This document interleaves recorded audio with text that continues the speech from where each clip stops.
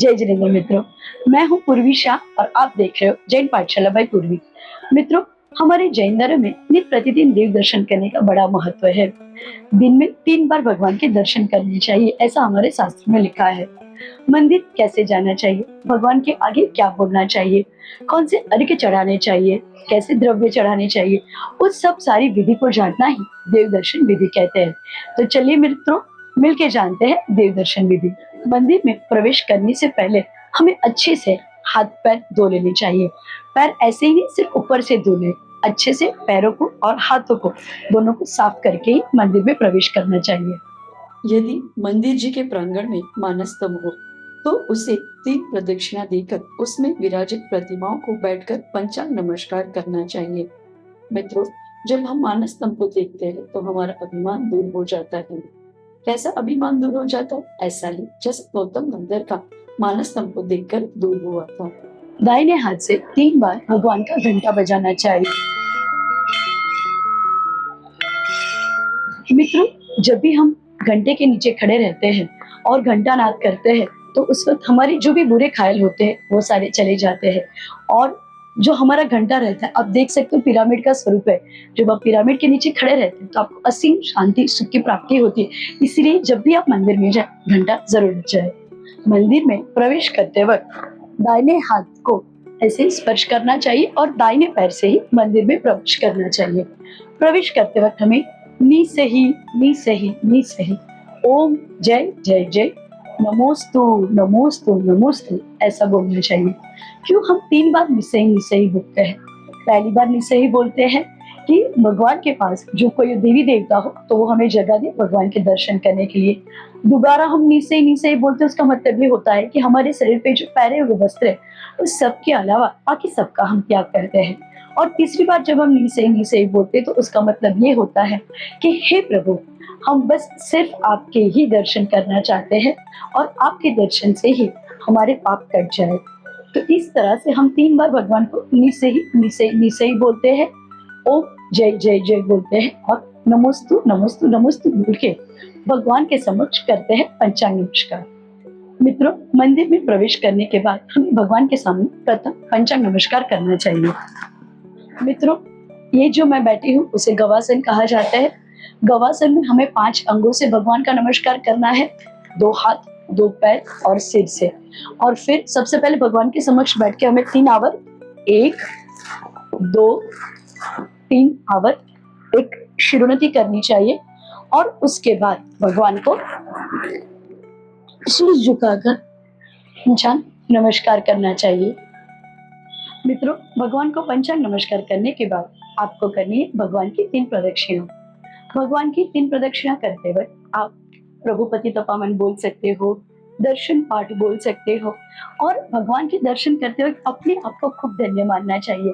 ऐसी भावना भानी चाहिए कि जिस तरह भगवान मैं आज आपके मंदिर के दर्शन कर रहा हूँ, ठीक उसी तरह कब वो दिन आएगा जब मैं साक्षात आपके समोच्च शरण में आऊंगा और आपके दर्शन कर रहा हूँ। भगवान की 3 प्रदक्षिणा करने का और भी एक वजह है, हमारे जन्म जन्म मृत्यु के विनाशन के लिए हम भगवान की 3 प्रदक्षिणा करते हैं। तो साथ साथ में हम कहते हैं ना, सम्यक दर्शन, सम्यक ज्ञान, सम्यक चरित्र की प्राप्ति के लिए भी हम भगवान की 3 प्रदक्षिणा करते हैं। तो चलिए भगवान की स्तुति बोलते हुए कि हम 3 प्रदक्षिणा करते हैं। भगवान की प्रदक्षिणा करते वक्त हम प्रभु पति तपावन बोलते हैं।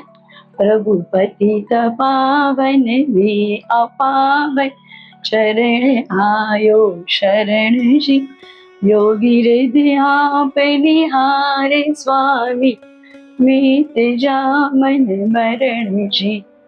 तुम पिछाना पान माया देव विविध प्रकार जी, या बुद्धि से निज न जान्यो ब्रह्म की हितकार जी। इसी तरह हमें भगवान की 3 प्रदक्षिणा करनी चाहिए।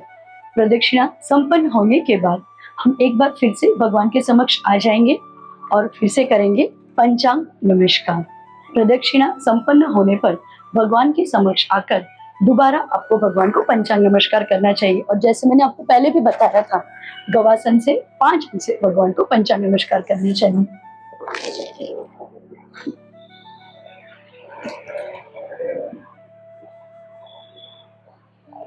मित्रों, दूसरी बार भगवान को पंचांग नमस्कार करने के बाद हमें भगवान के समक्ष द्रव्य चढ़ाना चाहिए। द्रव्य आपको अपने घर से ही लेके आने चाहिए। सर्वप्रथम द्रव्य चढ़ाने के टेबल या पाटे पर नीचे चावल की 5 पूंछ एक पंक्ति में चढ़ानी चाहिए। उस पंक्ति में एक एक पूंछ रखते समय अर्यन सिद्ध आदि पंच परमेश्वरी का नाम देना चाहिए। नमो अरिहंताणम, नमो सिद्धाणम, नमो आयर्याणम, नमो वज्रायणम, नमो लोए सौवसावनम। उसके बाद हमें उस पंक्ति के ऊपर जिनवाणी के 4 पुंज की दूसरी पंक्ति बनाना चाहिए। उस समय हमें प्रथमानुयोग, कर्णानुयोग, चरणानुयोग और द्रव्यानुयोग ऐसे बोलना चाहिए, अथवा प्रथमम कर्णम चरणम द्रव्यम नमो ऐसा बोलना चाहिए। उसके पश्चात जिनवाणी की पंक्ति के ऊपर रत्नत्रय के 3 नाम सम्यक दर्शन, सम्यक ज्ञान और सम्यक चारित्र के 3 पुंज चढ़ाने चाहिए। इस प्रकार सभी पंक्तियों के बाद 3 पंक्तियों के ऊपर सिद्धशिला के आकार वाला चावल का अर्धचंद्र निकालना चाहिए।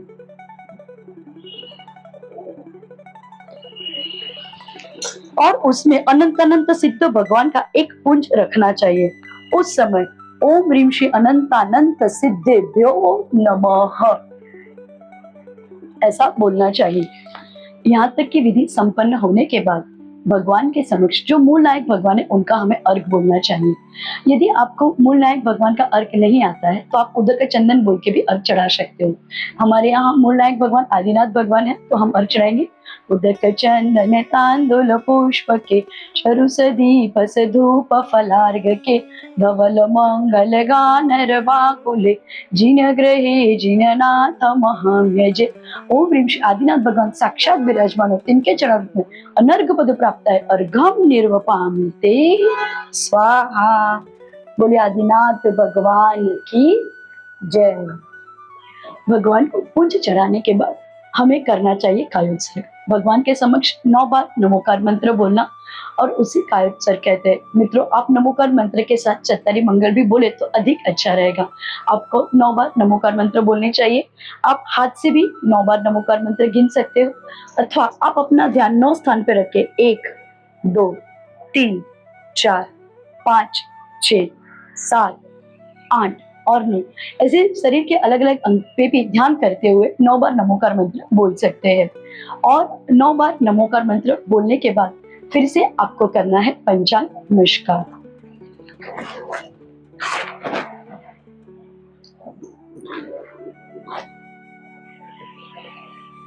इस वक्त पंचांग नमस्कार बोलते वक्त आपको एक प्राकृत की प्रार्थना भी बोलनी है। अच्छे मी, पूजे मी, वंदा मी, नमस्सामी, दुख कहो कम कहो बोही लाओ सुगई गमणम समाहि मर्ण जिन गुण संपत्ति हो मज्जम। हे भगवान, हम आपकी अर्चना पूजा वंदना करते हैं जिससे हमारे सारे बुरे कर्मों का नाश होता है, बुरी गति का नाश होता है, हमें सम्यक दर्शन, सम्यक ज्ञान, सम्यक चारित्र की प्राप्ति होती है। और जिस वजह से हे भगवान, जिस गुण के आप धनी हो मुझे इस गुण को प्राप्त करना है, ऐसी भावना भाते हुए भगवान को नमस्कार करना चाहिए। उसके बाद हमें मंदिर में जो यक्ष यक्षिणी होते हैं उनके दर्शन करने चाहिए। तो चलिए करते हैं यक्ष यक्षिणी के दर्शन। पद्मावती मात की जय। जय पद्मावती माँ के दर्शन। पद्मावती मात की जय। और साथ में हम करेंगे क्षेत्रपाल देव के दर्शन। क्षेत्रपाल देव की जय। जैसे मित्रों हमने पहले भगवान को पंचांग नमस्कार किए, वैसे हमें करना चाहिए 3 शिरोन्नति, एक आवर्त लेते हुए भगवान को पंचांग नमस्कार करना चाहिए। और ये हो जाएगा हमारा तीसरा पंचांग नमस्कार। मंदिर से निकलते वक्त हमें भगवान का गंधोदक लेना चाहिए। गंधोदक लेते वक्त हमें बोलना चाहिए निर्मलम निर्मलीकरणम पवित्र पापनाशनम जिन गंधोदक वंदे अष्ट कर्म विनाशक। और उसके बाद पीठ ना दिखाते हुए अस्से ही बोलते हुए हमें मंदिर से बाहर निकलना चाहिए। मित्रों, अस्से का मतलब ये होता है कि हम देवी देवता से आज्ञा चाहते हैं कि हम अब मंदिर से अपने घर जाने की अनुमति चाहते हैं। और ऐसा करते हुए और एक भावना भाते हुए पुनः दर्शन की भावना भाते हुए हमें मंदिर से निकलना चाहिए। मित्रों, आप जब भी भगवान को दूसरा पंचांग नमस्कार करते, उस वक्त आपके पास समय हो तो आप भगवान की भक्ति कर सकते हो, भगवान की पूजा कर सकते हो, विधान भी कर सकते हो। कहा जाता है ना कि मैंने तो आपको संक्षिप्त में विधि बताई है, पर भगवान की भक्ति की तो कोई मर्यादा नहीं होती। आप जितना चाहे उतना प्रभु के समक्ष झूम सकते हो, नाच सकते हो और अपने असंख्यात कर्मों की निर्जरा कर सकते हो, क्योंकि प्रभु दर्शन ही एक स्थान है, एक जगह है, एक क्रिया है जिससे हम अपने अनंत अनंत पुण्य इकट्ठा कर सकते हैं और अनंत अनंत पाप को दूर कर सकते हैं। तो करेंगे ना इसी प्रकार देव दर्शन की विधि। जय जिनेन्द्र।